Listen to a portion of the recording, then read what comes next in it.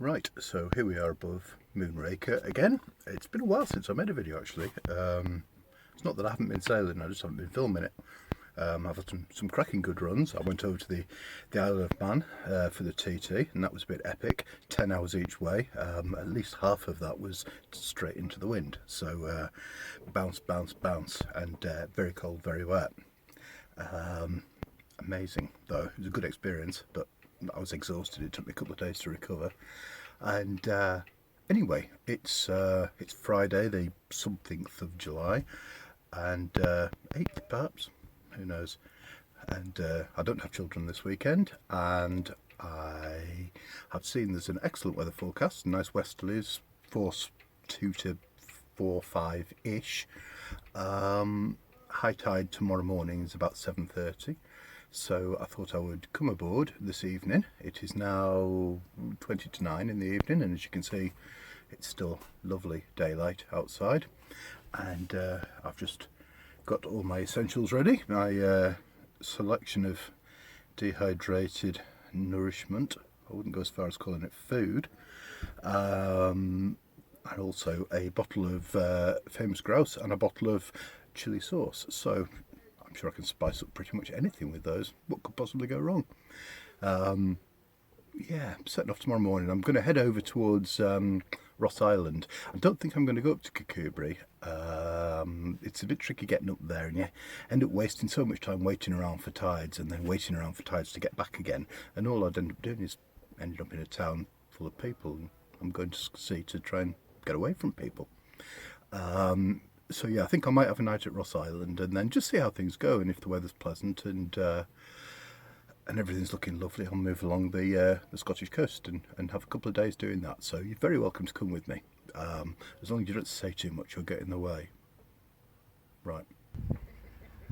Enjoying the peace and tranquility of the evening. I imagine they'll probably go home and write some work of romantic literature about it. A beautiful ode or a sonnet entitled Workington Quayside at Dusk.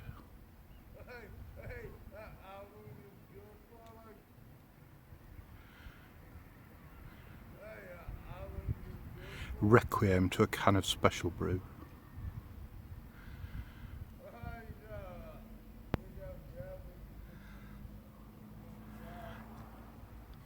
Character, that's what it is. Character. There's Dave and Anne-Marie over there.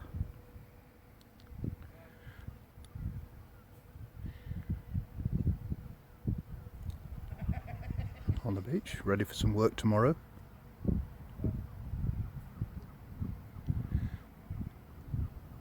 One of the nice things about this marina is that you can beach on the side there, and there's mooring points fore and aft, so you can fasten up and do a bit of work in between tides and then come back later.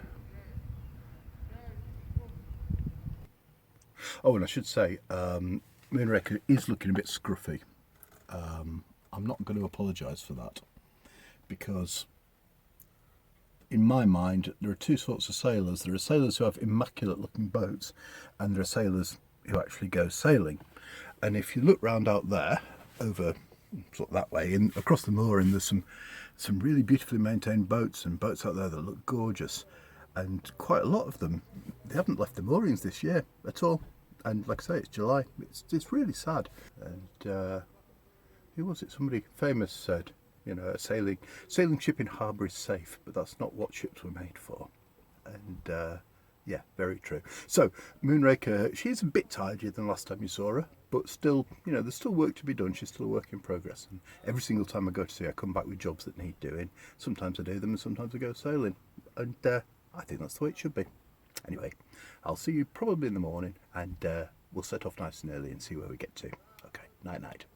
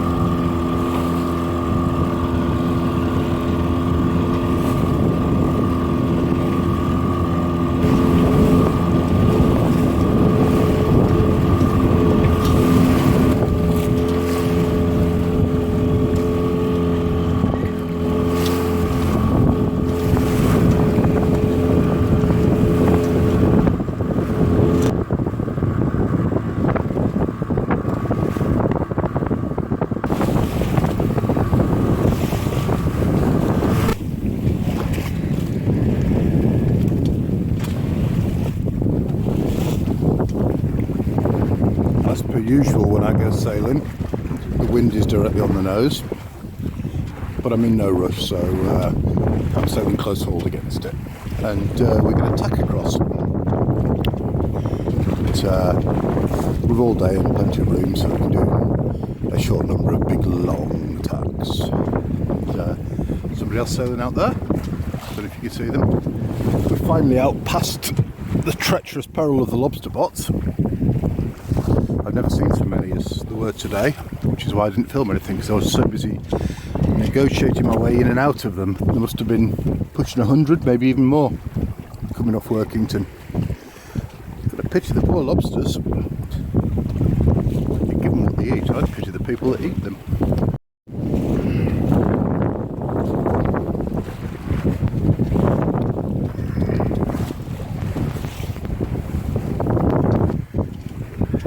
Now, in his 19th century sailing record, Frank Cowper, or Cooper, however you pronounce it, said it wasn't really worth bothering sailing on this piece of coast. He advised against it. And the reason he gave was that the lights getting into the various harbours, Whitehaven down there, Workington and Maryport, were obscured by the sheer number of blast furnaces on this piece of coast.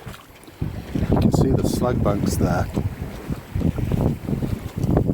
where the old iron ore was dumped, and there was a huge, great big steelworks there at one point. And then looking up towards Riser, there used to be an enormous, great big coal washing plant and things along there, even when I was a child, but not that long ago, or maybe being just a youngster.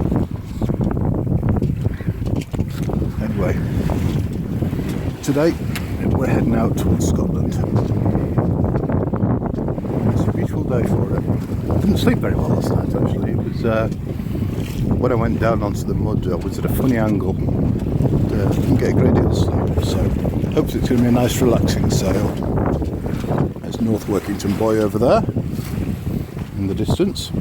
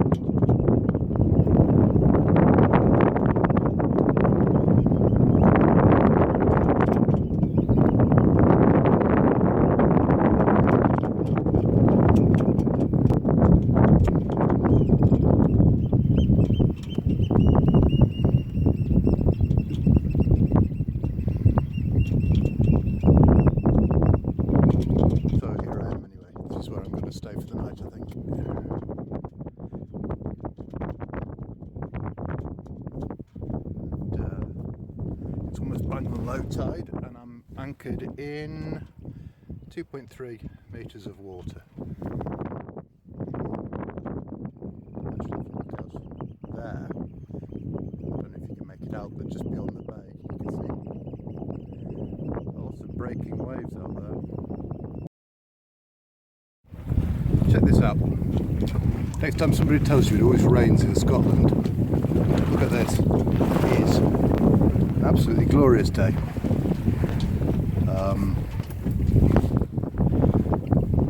Just heading out. We had a lovely night on the anchorage. When I say we, I mean me and the boat, you understand. There's nobody else here.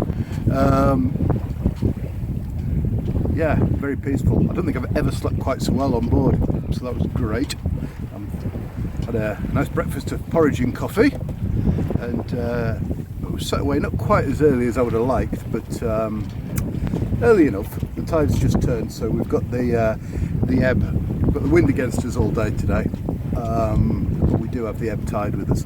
So my plan is to beat down the coast that way, westerly. Nice easy run today, it's only about 10 miles, hopefully, and we'll go into Corribee Bay and just stay there for the night, and then probably head back across the Solway home tomorrow. So that's the plan.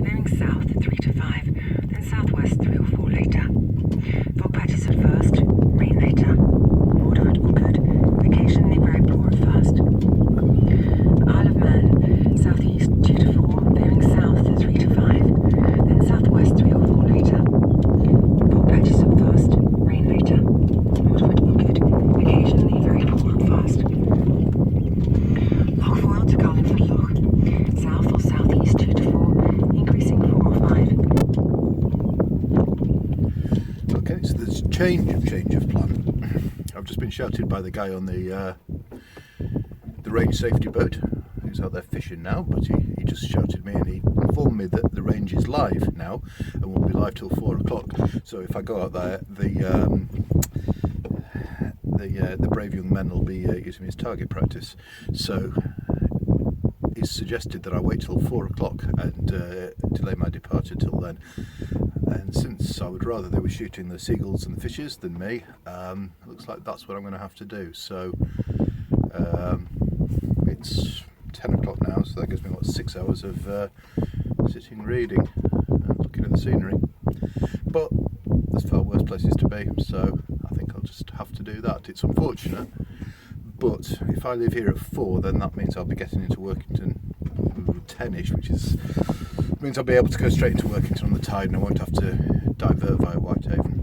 But yeah, it just means a lot of sitting around now when I could be out sailing, which is a shame because there's quite a pleasant breeze and okay, it's foggy, but you know, it would be nice enough. Oh well.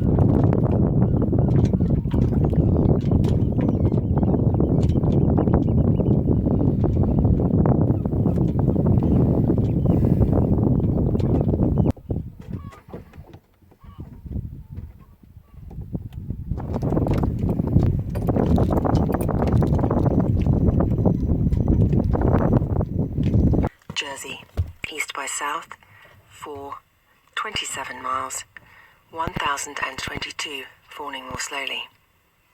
Channel light vessel automatic, northeast, 1022.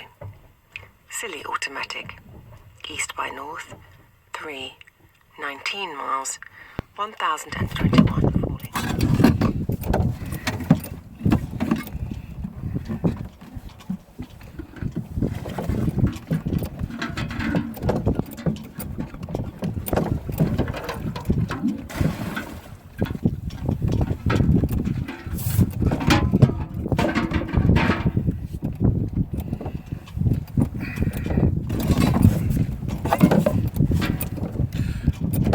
I buy is kind of a proper toilet.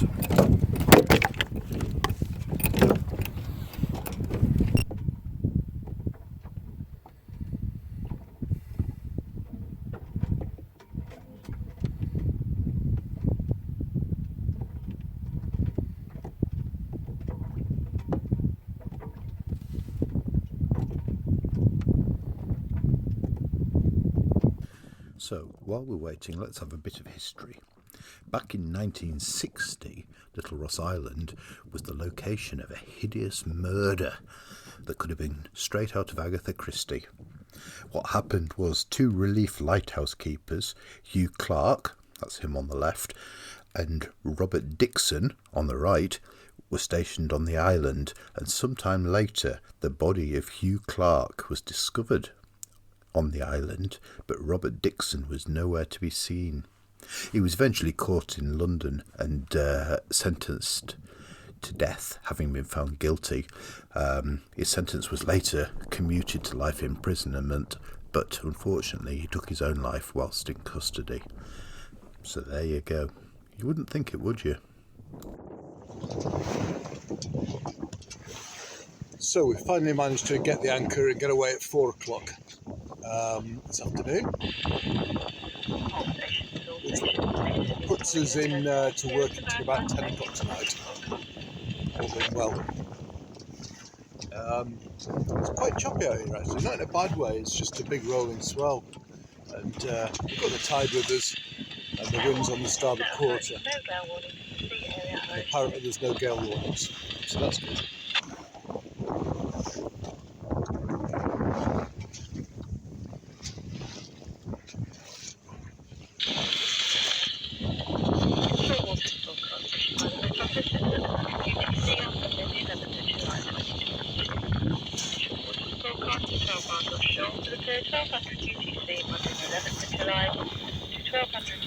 Right, it's, what time is it? 10 to 11. Just made it back to Workington. It was quite an interesting crossing actually. I didn't film anything because I didn't film anything. I don't know how Dylan Winter manages. He must have about 6 hands to be able to sail a boat and operate a camera and say intelligent things at the same time. I can't do it anyway. So yeah, I was sailing close hauled, very, very tight, close to the wind, most of the way, trying to avoid the Robin Rig wind farm, and the tide was desperately trying to push me into the wind farm, and I was desperately trying to not be pushed into the wind farm.